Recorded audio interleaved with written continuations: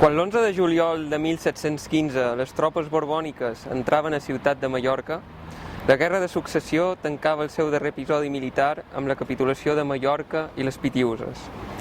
Aquell dia s'acabàvem les esperances de guardar els drets de l'antic regne de Mallorques i, per extensió, de la corona catalano-aragonesa.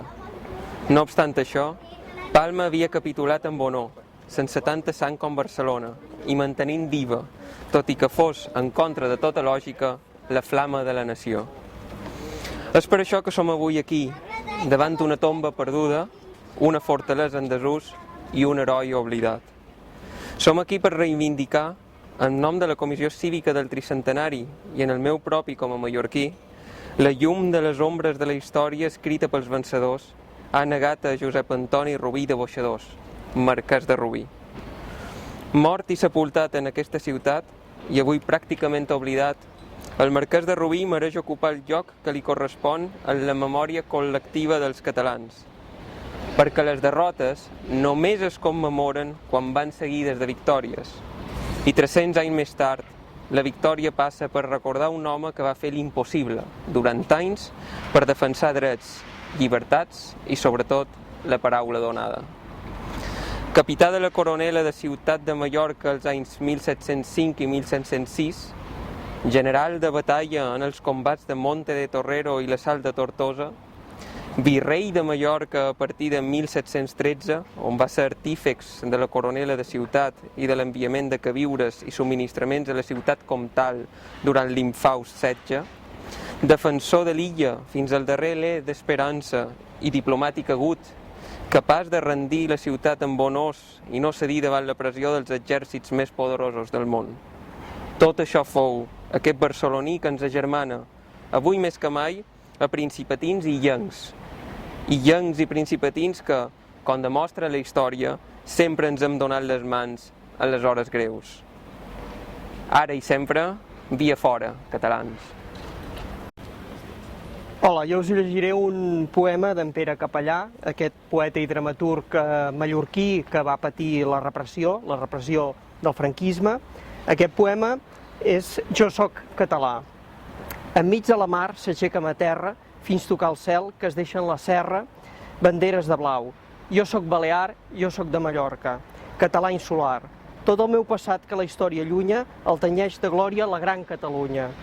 En les rels profundes de la meva gent, un conqueridor portà pro al vent la nau que a Salou deixà ses amarres seguint la bandera de les 4 barres.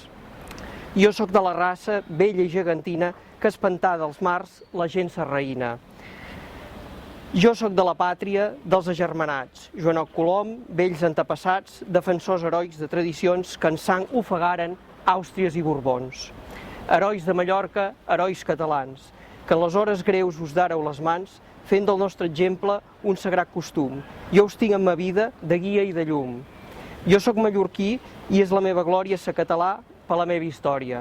Estim Catalunya perquè té un passat de lluita incansable per la llibertat. El 1715 ens manllevaren les nostres institucions i les nostres llibertats, però no pogueren acabar amb la nostra voluntat de ser ni amb la nostra dignitat. Ara, 300 anys més tard, som a Anvers, el lloc on fou sepultat el marquès de Rubí, que l'11 de juliol de 1715 va lliurar les claus de la ciutat de Mallorca al cavaller francès d'Asfeld, després d'haver defensat l'illa amb honor, valentia i intel·ligència. M'honora, en nom del Casal Català de Brussel·les, rescatar de l'oblit a un heroi del nostre passat històric. Ja no tan sols per rememorar la seva valentia i entossudiment a l'hora de defensar els drets i llibertats fins al darrer bri d'esperança, sinó també per projectar aquestes qualitats al futur i saber quina ha de ser la nostra posició al món. Amb el dret de conquesta a la mà, tots els nostres territoris foren annexionats a la corona de Castella i amb els decrets de nova planta, la nostra llengua i la nostra administració foren suprimides. No obstant això, amb aquests homenatges, la catalanitat camina, recupera, pam a pam, tot un passat d'amargor per vestir un futur d'esperança i unitat. Durant 300 anys, illencs i principatins i la catalanitat al complet, no hem renunciat a una cultura comuna que ens agermana i que ara rescatem, mot a mot, i com avui, heroi a heroi. Llancem, doncs, el nom de Josep Antoni de Rubí i de Boixadors al vent de Flandes, pàtria de la seva darrera fortalesa, per a fer més forta una cultura que, malgrat tot, continua sent, ara i sempre, pólvora i farina, catalans. Tot seguit us llegiré un poema de Guillem de Fac. Siau qui sou. Gimnèsies i pitiuses, mordales d'un mateix cranc, pitiuses i gimnèsies, que les Mallorques formau. Rajoles d'una fornada, poncelles d'un sol remell, gimnèsies i pitiuses, ales d'un mateix ocell. Hem passat molta sendera fins a arribar aquí on som, però la història convida, mallorquins, siau qui sou. El vell regne de Mallorques el voldríem fer bocins, per això la història crida, siau qui sou, mallorquins. Mentre resti una petxina aferrada a un marès, pitiuses i gimnèsies no han de manar por a res. En la nostra llengua, un dia dictaven la nostra llei, i la nostra llengua sempre dictarà la seva llei. Tot quan un dia ens prengueren contra pau i amistat, contra honor i per la força, ara ens ho han de tornar. No necessitem cap pares que ens duguin de la mà. No som nins de mel i sucre i ens sabem governar. El vell regne de Mallorques mai no ens el faran bocins. Per això la història crida, siau qui sou mallorquins. No només el públic illenc i el públic principatí s'interessen per la nostra història i per el nostre passat i per recuperar la dignitat del Marquès de Rubí, sinó que també públic de Flandes s'ha interessat en el nostre acte.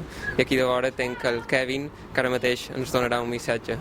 Please, Kevin, what you want to say? Hello, first of all, welcome in Flanders.